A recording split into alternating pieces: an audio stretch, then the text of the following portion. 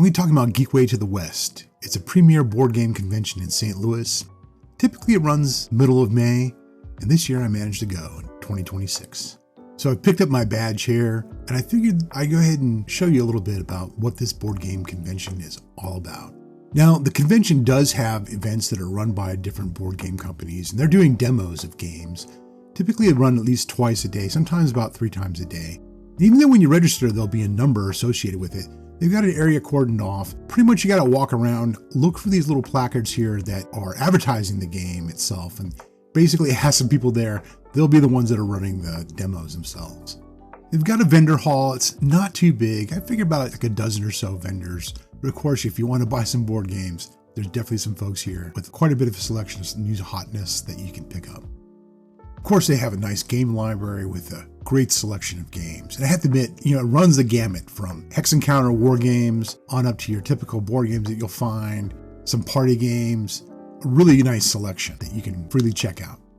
But what the convention is really all about is the Play and Win library. They've got several copies of a bunch of different games. Basically, you can go ahead and check them out, sort of walk in here. They have these little kiosks that you can enter in some information, pick out the game that you want, check those out. Then you've got it for a couple hours. You can come back in, go back to these kiosks after you check it in, and you can enter in your name, including all the other people that you played with, and you're entered to win the game at the end of the convention. And so they have a main game hall that a lot of folks line up to play these games. Interesting how they all have this laid out. It's basically rows of tables, and then they'll have letters cordoned off so you can just coordinate with some people. Hey, I'm at table K12. And it's sort of like Battleship a little bit. You can sort of figure out where people are at and sort of coordinate together to play. And it's pretty nice if you need extra players, or maybe you want to have somebody who can maybe teach you how to play a game. If you need some help, maybe a refresher of the rules, you have these little meeple counters you can put up to indicate that you need a little bit of assistance, or at least somebody to come by and check it out.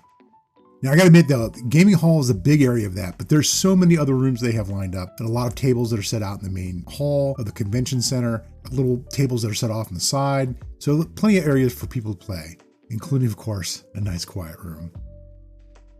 But overall, the convention center that they have in Chesterfield is really nice, great area to have games. And I love the little ballrooms. They have them set aside. Of course, they might have some larger events for trivia night and maybe for orientation. Sometimes they're backed up, but usually they have those set aside. So if you want to get something a little bit less chaotic and away from folks, you definitely have that opportunity to play a game over there. And it's pretty much just open. I've got to admit, it's interesting with the convention. It really is a board gaming convention for players. There's a lot of stuff going on. They use an app called Meeple Meetup, and that's pretty much what you're going to use to sort of coordinate running your games. People just advertise games, tell them what time, where they're playing at, and then folks can just go ahead and freely sign up. I got to say, it's worth a visit to check out GeekWay to the West. I think as a board gamer, you'll have a great time.